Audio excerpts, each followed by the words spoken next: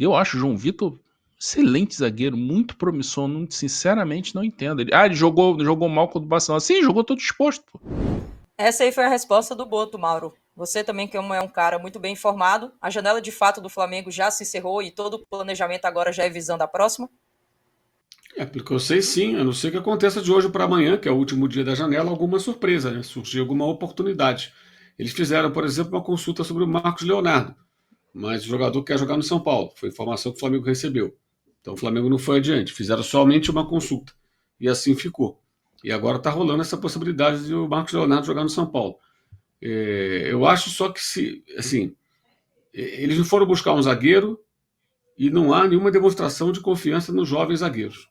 É isso que eu acho preocupante para o médio prazo da temporada. Esse próximo jogo com o Juventude não vai ter o Léo Ortiz. Aí joga o Danilo, tudo bem. E na hora que não tiver dois deles? Se durante o jogo um dos dois se machuca, Danilo ou Léo Pereira, vai entrar o Cleiton? Tá tudo bem? Vai entrar o João Vitor? Enfim, acho que foram muito pouco utilizados.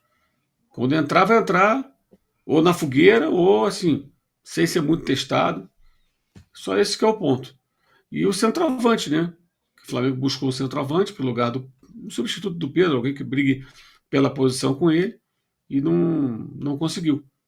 Tentou bastante o Lucas Beltrán. Castelhanos ainda nem conta. Para mim, aquilo foi cortina de fumaça no meio daquelas confusões todas. Porque a Lazio em nenhum momento pensou em vender, tem muito mercado lá fora. O Beltrán já era mais factível. E depois disso, o Flamengo não foi realmente de forma determinante atrás de alguém.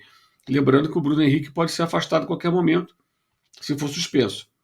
Então, o centroavante seria quem? O Juninho, né? Creio eu. Na ausência do Pedro, jogaria o Juninho ou uma outra formação com o Alacian. Ele vai ter que buscar outro formato para a equipe. O Bruno Henrique tem julgamento, né? Nessa quinta-feira, dia 4 de setembro. E aí, André Rocha, o elenco do Flamengo com Aliás, esse... o detalhe sobre Sim? essa questão do Bruno Henrique, eu já vi gente reclamando. Marcaram a audiência para depois da janela. Meu camarada, o caso do Bruno Henrique é uma questão do Bruno Henrique, que todo mundo sabe. Se amanhã ele for suspenso e condenado, o problema não é quem marcou a data, o problema é o Bruno Henrique. Então o Flamengo tem que ficar na bronca com o Bruno Henrique, se ele for suspenso. Se ele for suspenso. Porque ele vai deixar o Flamengo na mão, certo? Então, se ficar comprovado que ele tem responsabilidade e ele for punido, o problema é do Bruno Henrique, não é de quem marcou o dia da janela e quem marcou o dia do julgamento. Vamos marcar antes porque o Flamengo pode contratar outro jogador? Não. Marcar o dia que tem que marcar, não sei qual é o critério. Mas o problema é o Bruno Henrique. Caso ele seja responsabilizado. Caso contrário, não tem problema nenhum. Não tem provas concretas, então como foi com o Paquetá. Não houve nenhuma prova concreta, tudo foi absolvido e segue jogando. Caso contrário, ele vai deixar o Flamengo na mão. Como o senhor Gabriel Barbosa deixou o Flamengo na mão durante algum tempo por conta daquele problema do exame de doping. E deixou o Flamengo na mão, menos um jogador. Ele era reserva, mas era menos jogador. Um jogador que ganha bem, Bruno Henrique também. Então ficam transferindo responsabilidade para preservar o jogador do Flamengo. Não. Se ele for punido, se ele for responsabilizado, é dele a culpa. Não é de quem marca, gente. Vou marcar então no dia 28, que o Flamengo tem 4 dias, 5 dias para poder contratar alguém. Pelo amor de Deus, né? Isso é um pouco demais isso também. É uma vitimização. E até diante disso do mercado também, André, teve aqui o superchat do Bruno. André, ainda acha que falta, deve ser, né, um goleiro? Acho que se o Rossi se machucar, estaremos em más lençóis. Abraço aí para você. Abraço novamente, tá, Bruno? Obrigado aí pelo superchat. O elenco do Flamengo já tá fechado, André? Na sua opinião, tá completo, com exceção dos zagueiros? E sobre a pergunta dele, o Flamengo poderia ter ido nessa janela atrás de um goleiro?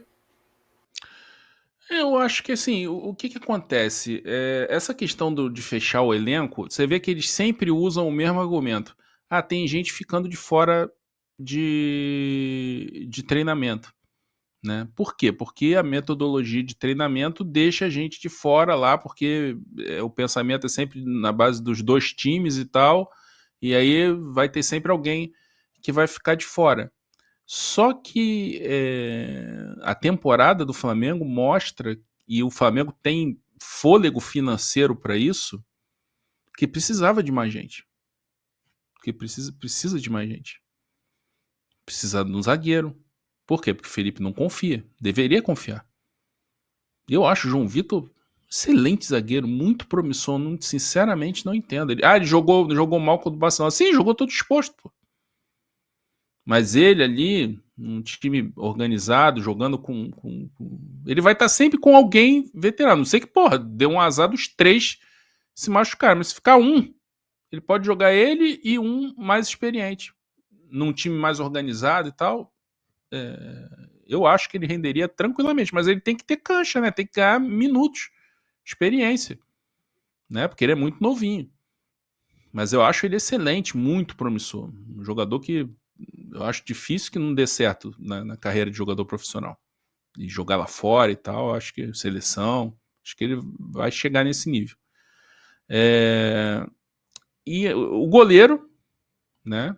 O Flamengo pensando, não, até o final do ano é o Matheus Cunha, depois a gente vê, tem os meninos da base, a gente não tem como saber, né? Porque a gente não vê treino, né? Então não dá para saber, né? E o atacante, porque assim, se tiver algum problema com o Bruno Henrique, aí vai ser um negócio sério, porque o nível vai cair muito.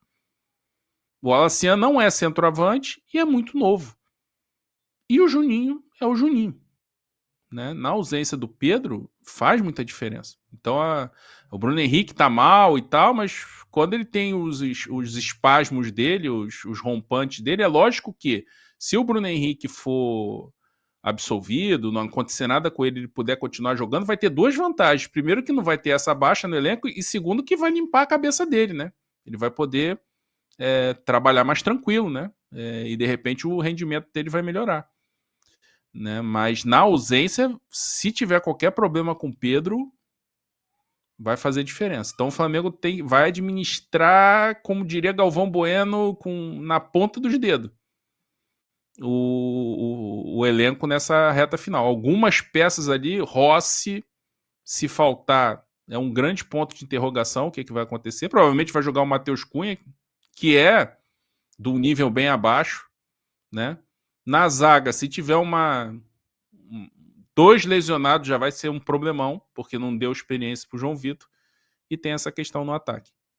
Chegou o maior clube de vantagens do YouTube. Clube de vantagens da S1 Live. Por apenas R$ 9,90 por mês, você entra pro nosso time e começa a concorrer toda segunda-feira uma camisa oficial de sua escolha. E tem mais, toda semana rola o bolão da rodada e o vencedor leva R$500 no Pix. Isso mesmo, até R$2.000 por mês em prêmios só no bolão. E não para por aí. Os 10 primeiros colocados do bolão também ganham prêmios incríveis toda semana. São muitas vantagens. Assinantes do Clube de Vantagens não paga mais superchat nas lives. Você pode aparecer ao vivo nos nossos programas. É isso mesmo, você que é assinante também poderá enviar perguntas em vídeos pelo nosso app. Conheça Rewards, o plano de recompensa do nosso Clube de Vantagens. Acumule pontos e conquiste muitos prêmios. Participando ativamente, indicando amigos e familiares. Prêmios e vantagens que só a S1 Live oferece. Um clube de verdade para torcedores apaixonados.